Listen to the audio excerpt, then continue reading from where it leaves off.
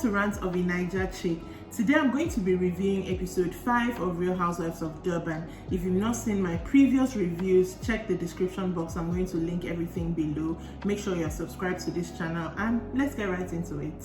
Episode 5 opens with Maria heading over to Jojo's house, and they bonded really over just Jojo showing Maria her house, and they bonded over talking about the surgeries they've had. It wasn't really a serious scene. The next scene was interesting to me.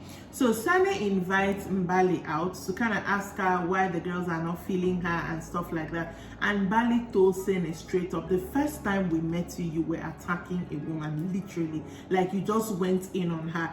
Told her straight up, what you did is not right. Of course you should apologize to the lady. I was confused because during the actual scene, Sene was acting like she understood what Mbali said, but in her confessional she was really like she doesn't owe anybody an apology.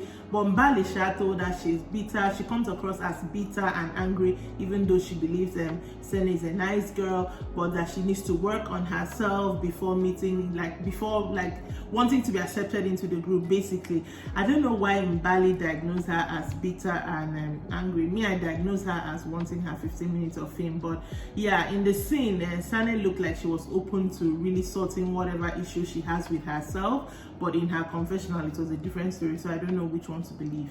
Then Jojo finally asked her husband about what exactly happened when he met Slee in Nonku's house. And the husband, if I heard the husband correctly, he said that Nonku was there and Slee was kind of directing her talk to Nonku, like telling Nonku, hook me up with some man and talking about tattoos. So Nonku now misinterpreted her to think that Slee and Jojo's husband had already had a discussion, and Slee was saying that Jojo's husband will take her to, get tattoos. But again, in Jojo's confession, Jojo was sounding like she's still blaming Slee. I feel like they just want Slee to be the scapegoat in this season that the women hate on or something like that. I don't think that whole scenario is as serious as Jojo is making it out to seem. Like, I really don't. It's just storyline as far as I'm concerned. So, moving on from that. Shorisha and Maria finally met and had like a one-on-one together, and Shorisha told her, see, I don't know what you got from the first impression when we met, but she has no beef with her, and they kind of talk things through about that.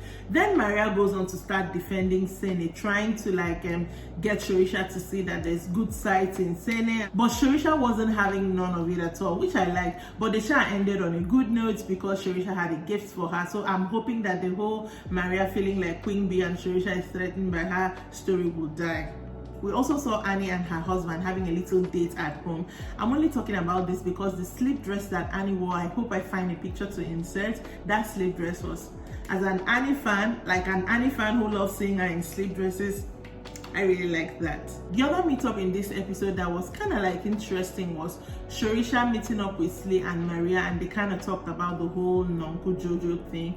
With Maria now said she feels Jojo is a nice girl and she feels that Nonku is influencing Jojo. I mean, everything kind of tracks back to her, and they were like, okay, maybe they should meet Jojo and kind of talk about it so she doesn't get influenced. I do not see that. I don't think she's being influenced, but if that's the story that Maria wants to fly with, that's fine. Then Jojo had this jacuzzi party, which she invited Annie and Nonku, who don't like themselves, and she didn't tell either of them that the other one was going to be there. So both of them were kind of ambushed with it. And while they're there, Nonku and Jojo kept trying to convince Annie that Slee is bad. And I'm like, I don't understand. You guys just met up to convince her that someone she's obviously liking is bad. Annie seemed to not be going for it, but towards the end, dropped some bombs like that, and it seems like she's going to look at Slee again sideways. But we'll see how that turns out. I do not think that there was any purpose to that party, but for the show, right? We'll watch it. Shorisha and Maria now meet up in Shorisha's house, and they decide to invite Jojo to come and have that talk about them feeling like Nonku is influencing you. It did not go well at all. Even Jojo's face during the talk, she was not having any of it.